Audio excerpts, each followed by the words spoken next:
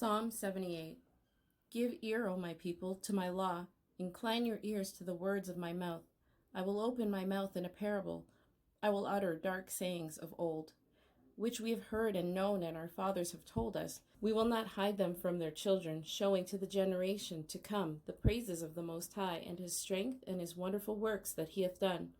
For he established a testimony in Jacob, and appointed a law in Israel, which he commanded our fathers, that they should make them known to their children, that the generation to come might know them, even the children which should be born, who should arise and declare them to their children, that they might set their hope in God, and not forget the works of God, but keep his commandments, and might not be as their fathers, a stubborn and rebellious generation, a generation that set not their heart aright, and whose spirit was not steadfast with the Most High.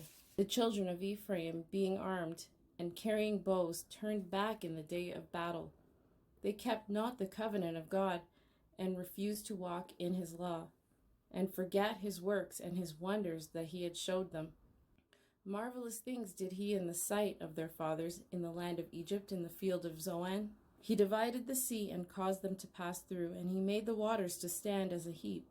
In the daytime also he led them with a cloud, and all the night with a light of fire. He clave the rocks in the wilderness, and gave them drink out of the great depths.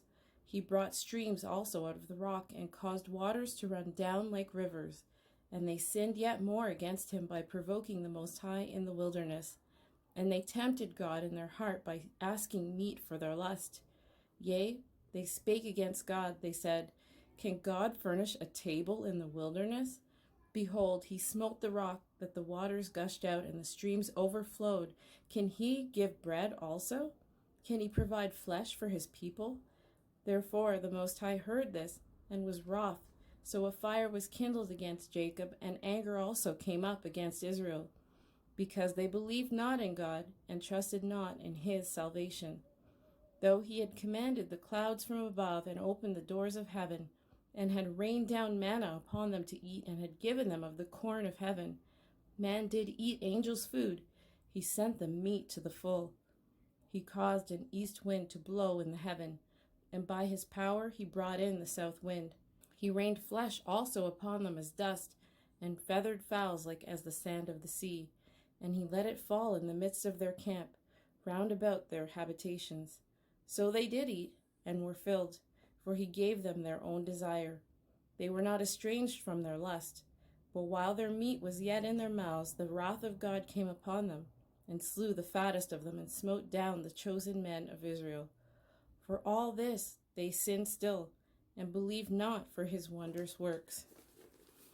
Therefore their days did he consume in vanity, and their years in trouble. When he slew them, then they sought him, and they returned and inquired early after God. And they remembered that God was their rock, and the high God their Redeemer. Nevertheless they did flatter him with their mouth, and they lied unto him with their tongues.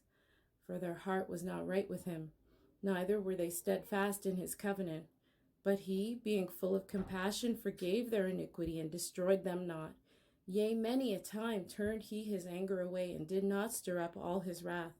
For he remembered that they were but flesh, a wind that passeth away and cometh not again. How oft did they provoke him in the wilderness, and grieve him in the desert? Yea, they turned back and tempted God, and limited the Holy One of Israel. They remembered not his hand, nor the day when he delivered them from the enemy, how he had wrought his signs in Egypt, and his wonders in the field of Zoan, and had turned their rivers into blood, and their floods, that they could not drink. He sent divers sorts of flies among them, which devoured them, and frogs which destroyed them. He gave also their increase unto the caterpillar, and their labor unto the locust. He destroyed their vines with hail, and their sycamore trees with frost. He gave up their cattle also to the hail, and their flocks to hot thunderbolts. He cast upon them the fierceness of his anger, wrath, and indignation, and trouble, by sending evil angels among them.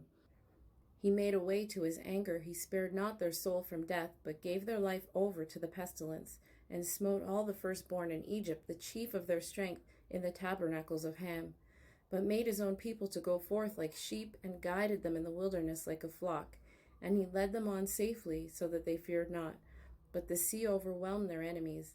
And he brought them to the border of his sanctuary, even to this mountain which his right hand had purchased.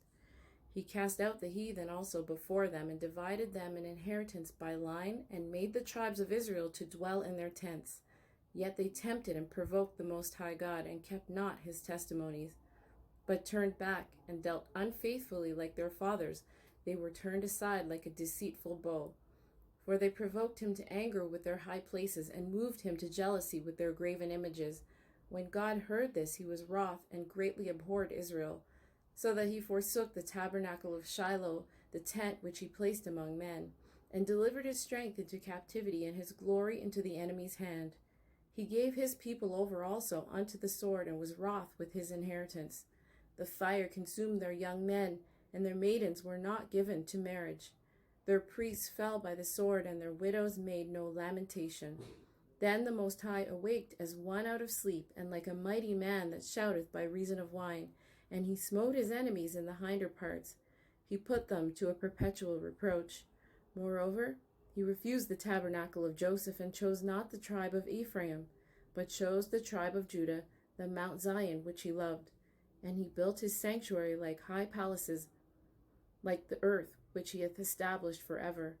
He chose David also his servant, and took him from the sheepfolds, from following the ewes great with young.